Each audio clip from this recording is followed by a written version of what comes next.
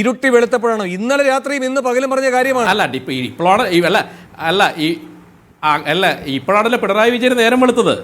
പിണറായി വിജയനും K V തോമസിനുമൊക്കെ വളരെ diplomatic ആയിക്കൊണ്ട് ഇത്തരത്തിലുള്ള നയപരമായിട്ടുള്ള ചർച്ചകളൊക്കെ കൊണ്ട് നമുക്ക് പല കാര്യങ്ങളും നേടിയെടുക്കാമെന്നുള്ളൊരു തോന്നലൊക്കെ ഇപ്പോഴാണ് ഉണ്ടായത്. പിണറായി വിജയൻ ഉണ്ടായിട്ടുള്ള അതേ കാര്യം തന്നെയാണ് സുരേഷ് ഗോപിക്ക് ഉണ്ടായിട്ടുള്ളത്. സജീഷ കേൾക്കുന്നുണ്ടല്ലോ. അങ്ങോട്ടും ഇങ്ങോട്ടുമുള്ള കൊടുക്കൽ വാങ്ങൽ അപ്പോൾ വളരെ വ്യക്തമാണെന്നാണ് പ്രിന്റ് പറയുന്നത്.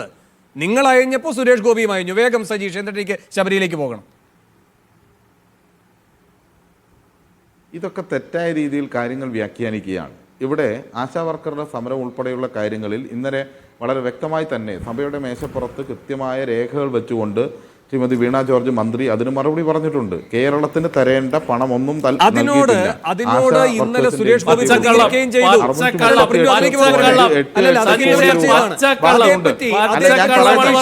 അതേപറ്റി സജീഷ് സുരേഷ് ഗോപി പറഞ്ഞത് കേന്ദ്രമന്ത്രി സംസാരിച്ച ഭാഷ സംസ്ഥാനത്തെ ആരോഗ്യമന്ത്രിക്ക് മനസ്സിലായില്ല എന്നാണ്. ആ രൂപത്തിലെയല്ല ഇന്ന് സുരേഷ് ഗോപി പറഞ്ഞിരിക്കുന്നത്. സംസ്ഥാനത്തിന് ഈ പറയുന്ന ഈ പണം കായ്ക്കുന്ന മരമില്ല, അതുകൊണ്ട് സാവകാശം കൊടുക്കണമെന്നാണ്. നിങ്ങളുടെ സ്പോക്സ് പേഴ്സണായി ഇരുട്ടി വെളുത്തപ്പോൾ സുരേഷ് ഗോപി. വേണു, ഒരു കാര്യം താങ്കൾക്ക് എങ്ങനെയും വ്യാഖ്യാനിക്കാം. താങ്കൾക്ക് ഒരു പ്രത്യേക അജണ്ട ഉള്ളതിനനുസരിച്ച് താങ്കൾ ആ കാര്യങ്ങൾ പറഞ്ഞോളൂ. അതിനൊന്നും ഞാനെതിരല്ല. പക്ഷെ ഒരു കാര്യം മനസ്സിലാക്കേണ്ടത്, ആ കാര്യത്തിൽ ഉൾപ്പെടെ ഞങ്ങൾക്ക് വ്യക്തമായ അഭിപ്രായമുണ്ട്.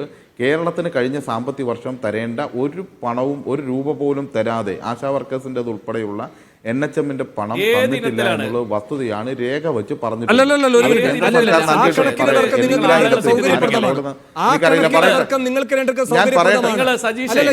ഞാൻ പറയട്ടെ, ഇതിന്റെ ഇടയിൽ ഞാൻ പറയട്ടെ, ഇങ്ങനെ പറയാൻ അനുവദിക്കാതെ ആരെങ്കിലും ഇടപെട്ട് കഴിഞ്ഞാൽ എന്റെ ചോദ്യം എനിക്ക് ഇന്നത്തെ ഈ രാഷ്ട്രീയ നീക്കത്തിന്റെ കാര്യത്തിൽ തന്നെയാണ് പ്രതികരണം അറിയേണ്ടത്. ശബരി, സുരേഷ് ഗോപി പറഞ്ഞത് കേട്ടോ? സുരേഷ് ഗോപി ഇന്നലെ പറഞ്ഞത് സർജിക്കൽ സ്ട്രൈക്ക് നടത്തുന്ന മോദിയുടെ വൈഭവത്തെ പറ്റിയാണ്. ഇന്ന് സുരേഷ് ഗോപി പറയുന്നത് സംസ്ഥാനത്തിന് പണം കായ്ക്കുന്ന മരമില്ല, അതുകൊണ്ട് സാവകാശം വേണമെന്നാണ്. എന്ന് മാത്രമല്ല ശബരി, കാറിൽ ഏറ്റവും അവസാനം സുരേഷ് ഗോപി പറഞ്ഞ വാക്കുകളുണ്ട്.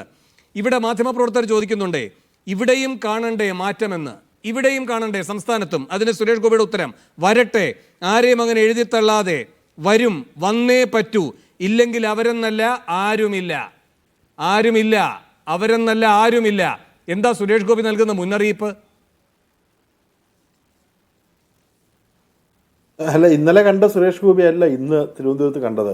ഇന്നലെ വളരെ വീറും വാശിയോടുകൂടി തന്നെ താനാണ് ഈ പറഞ്ഞ ആശാവർക്കറുടെ വിഷയം പാർലമെന്റിൽ കൊണ്ടുവന്ന് ഒരല്പം മാറ്റമുണ്ടാക്കിയതെന്ന് സുരേഷ് ഗോപി ഇവിടെ വന്ന് പത്തി മടക്കി സർക്കാരിന് ഒരുപക്ഷെ കെ വി തോമസ് സംസാരിക്കുന്ന ഭാഷയിലാണ് സംസാരിച്ചത്.